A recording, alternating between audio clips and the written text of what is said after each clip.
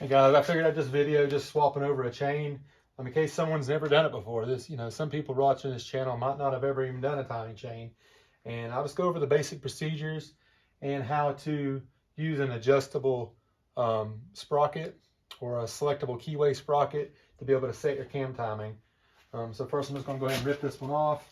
The easiest way to do it is go ahead and line your crank and your cam dot to dot on your old chain. It just makes it easier to slide the chain on there. You're not trying to twist on something. It all lines up a lot easier. Probably set that one on 0, degree it in and see where it lands, and maybe add a few degrees. I actually ran this chain on this engine for a little bit. This engine's actually out of my own vehicle. I just figured I'd refresh it.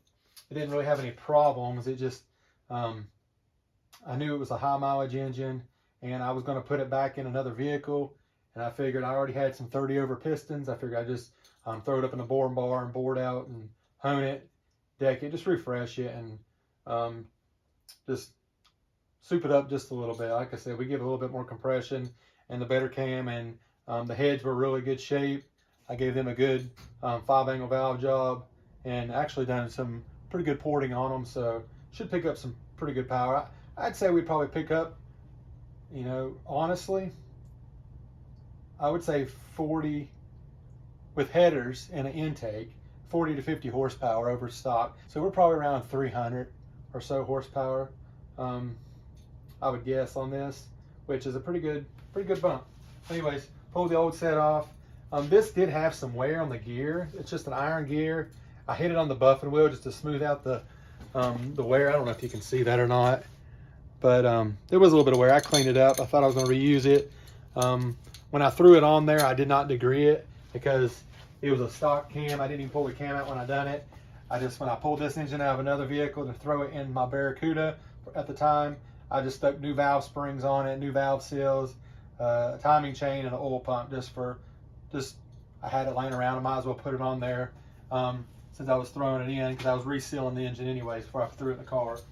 But I may come in a time when I can use this chain later on. I may have a cam that's actually too far advanced, and I can throw that one in. That's just a kind of a budget deal, and it'll be fine. It's broke in now, so it won't wear too much more after that. It's just the initial wear. But anyways, we'll throw this better chain on there. These selectable gear sets, this one has 9, I believe, 9 keyways. I don't know if you can see that, if it'll focus on it or not.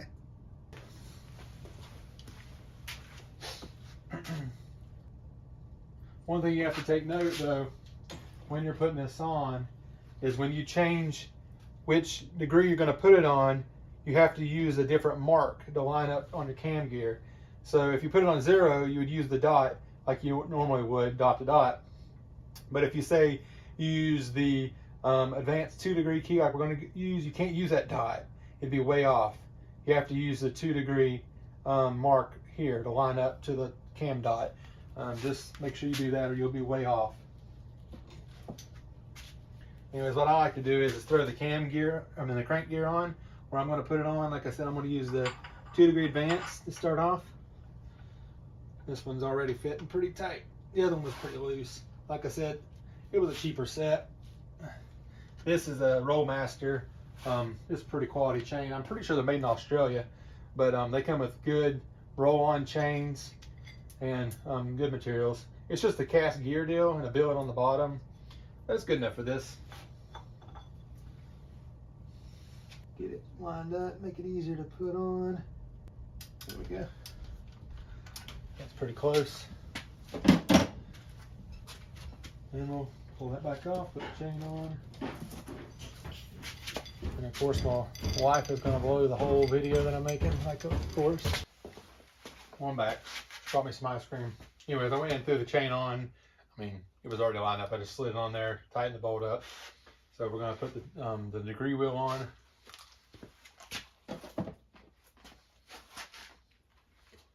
And find somewhere to put my ice cream. There we go. Socket to hold my ice cream up. My degree wheel takes this adapter. Screws on there. It fits multiple different. Oh, And of course, socket I need is the one I put my ice cream in, probably. No? There it is. I don't really like this adapter. It moves around, but it works.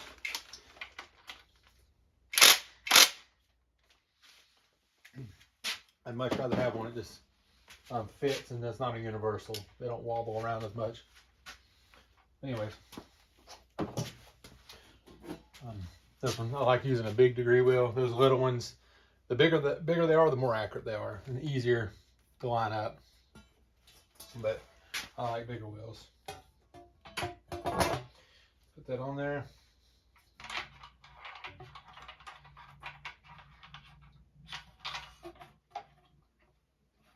And we'll get into how we degree the cam. All right, I built this plate here. It's got multiple holes for different bore spacings, different engines, everything to make a piston stop.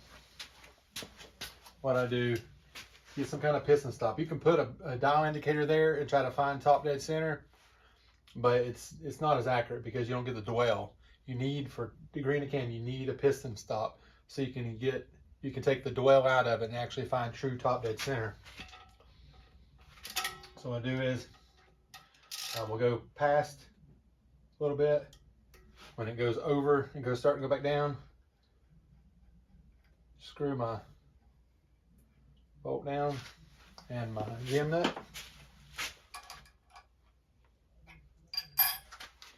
I go on past it and then I'll back up a little bit. I'm guessing that's around 10 or 15 degrees, somewhere around there. So I'm going to just put it on the 10. I got my little pointer here. Just a little wire works. So on 10, then go all the way around until it hits again.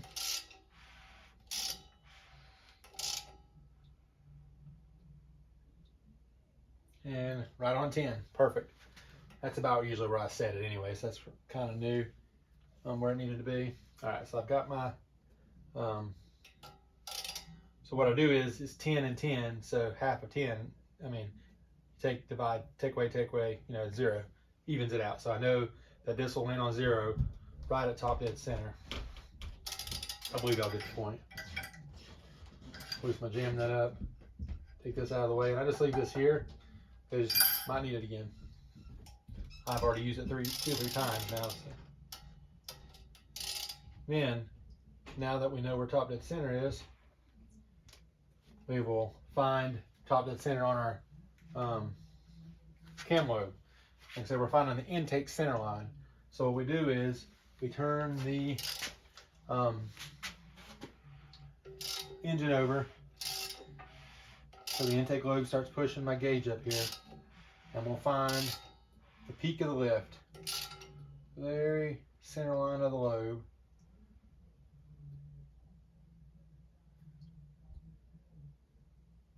Okay. Then you want to go back 50 thousandths before peak lift. So 50 thousandths before center line.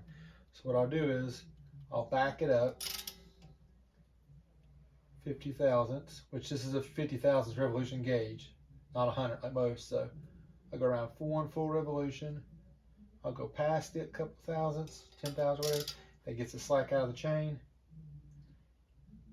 Pull it back to 0.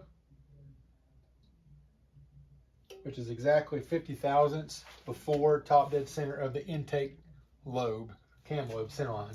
And then we see what our number is. In this case, it is 74 1/4. So that's 74 1/4. All right, then we got to go 50 thousandths past intake center line of lobe.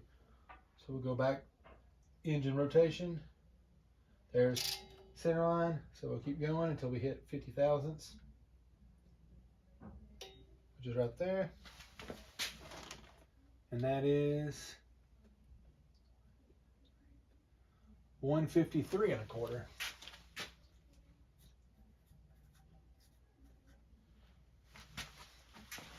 Get my calculator out. Add them together. That's 227.5. Then you divide that by 2. So you cut it in half. So that's 113 3/4 intake center line. And that's about right. I put 2 degrees advanced. It's supposed to be a 115, but I went ahead and put it at 2 degrees advanced key. So it's 113 3/4. That's 2 degrees advanced. Because I think it's the intake center line is actually 115.6.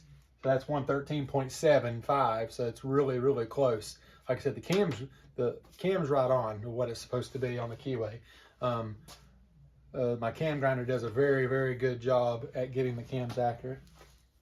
So that's 113. That's not right where I want it, but I wanted to have to start somewhere. I wanted to start in small increments. So I'm gonna go ahead and put it on the 4 degree advanced key, which that'll give us another 2, and that'll bring us down to 111. So we just change it, reverse everything out, take everything back off.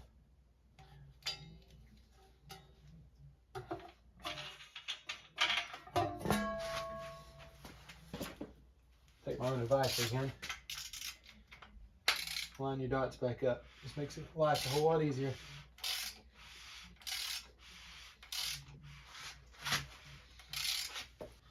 Right there. Now I'll take that off. Take the adapter off.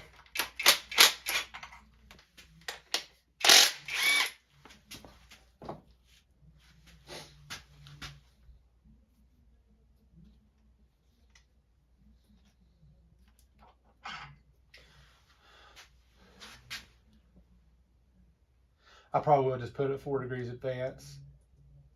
We'll see. I'll be right back.